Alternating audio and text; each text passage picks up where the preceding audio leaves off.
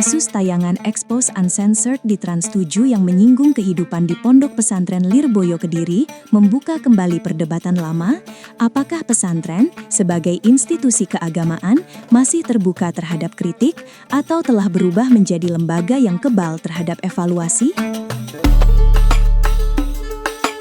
Reaksi keras yang muncul, mulai dari kecaman publik, laporan ke polisi, hingga tagar #BoikotTrans7, menunjukkan betapa sensitifnya posisi pesantren di mata masyarakat. Padahal, substansi kritik dalam tayangan tersebut, meski disampaikan dengan gaya satir dan dinilai tidak sopan, sesungguhnya menyentuh hal yang lebih dalam. Relasi kuasa antara kiai dan santri, dan ketimpangan sosial di dalam lembaga keagamaan.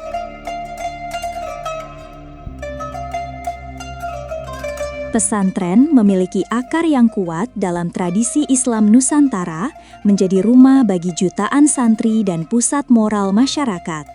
Namun, modernisasi dan keterbukaan informasi menuntut pesantren untuk ikut memasuki ruang publik, dunia media, digital, dan kritik sosial. Masalahnya, tidak semua pesantren siap dengan itu. Ketika media mencoba menyorot sisi-sisi problematik, mulai dari kekerasan simbolik, relasi patron-klien, hingga praktik ekonomi di dalam pesantren, respons yang muncul bukan klarifikasi, melainkan amarah. Kritik dianggap penghinaan, pertanyaan dianggap pelecehan. Padahal, sebagaimana lembaga pendidikan lainnya, pesantren seharusnya tidak hanya menjadi tempat belajar agama, tetapi juga ruang berpikir kritis. Jika pesantren menutup diri terhadap kritik, bagaimana mungkin ia melahirkan generasi santri yang terbuka dan reflektif?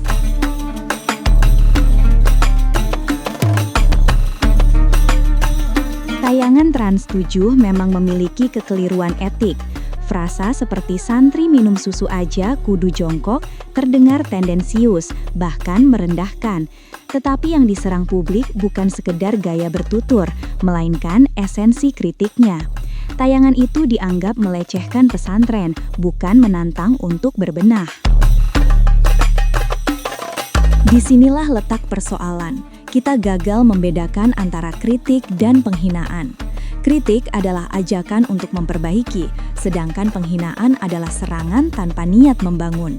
Ironisnya, banyak pihak yang menolak keduanya sekaligus, karena menganggap pesantren terlalu suci untuk disentuh kritik apapun. Padahal, sejarah Islam sendiri justru kaya dengan tradisi kritik. Para ulama klasik sering berdebat keras, saling mengoreksi tafsir, bahkan menggugat otoritas keagamaan. Imam Syafi'i, Imam Hanafi, Imam Ghazali, semua tumbuh dalam atmosfer intelektual yang terbuka terhadap perbedaan. Lalu, mengapa sebagian pesantren di Indonesia justru menolak kritik dari luar? Ketika pesantren menjadi lembaga yang kebal kritik, ia berisiko kehilangan fungsi sosialnya. Banyak kasus kekerasan seksual, eksploitasi tenaga santri, hingga bangunan roboh yang menelan korban jiwa baru terungkap setelah media menyorot. Tanpa pengawasan publik, pesantren bisa berubah dari ruang moral menjadi ruang tertutup yang melindungi penyimpangan. Kritik bukan ancaman terhadap agama. Kritik adalah cara menjaga kesucian agama dari penyalahgunaan otoritas. Ketika pesantren menolak kritik atas alasan melecehkan ulama, yang sebenarnya terjadi adalah pembungkaman terhadap akal sehat dan nurani. Kita tentu menghormati kiai dan tradisi pesantren, tapi penghormatan tidak boleh berubah menjadi kultus. Dalam demokrasi, tidak ada lembaga yang di atas kritik, termasuk lembaga keagamaan. Justru semakin besar pengaruhnya, semakin besar pula tanggung jawabnya untuk transparan. Kita juga tidak bisa menutup mata, media punya tanggung jawab etis. Tayangan ekspos memang harus dikritik karena tidak sensitif terhadap konteks budaya pesantren.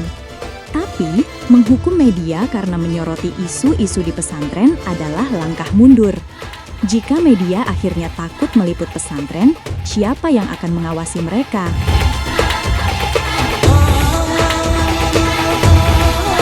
Dalam ekosistem demokrasi, media dan pesantren semestinya saling mengingatkan. Media perlu belajar menghormati nilai-nilai lokal dan keagamaan, sementara pesantren perlu belajar menerima kritik sebagai bagian dari tanggung jawab moral. Hanya dengan itu, keduanya bisa tumbuh bersama.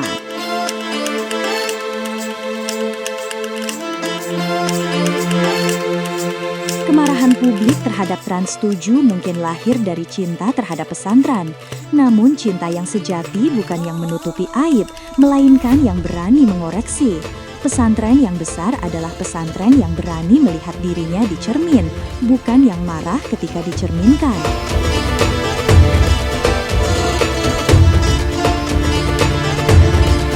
Islam tidak mengajarkan penolakan terhadap kritik. Nabi sendiri menerima teguran dari sahabatnya ketika salah mengambil keputusan di medan perang. Maka, menolak kritik atas nama agama adalah bentuk penyimpangan dari semangat Islam itu sendiri.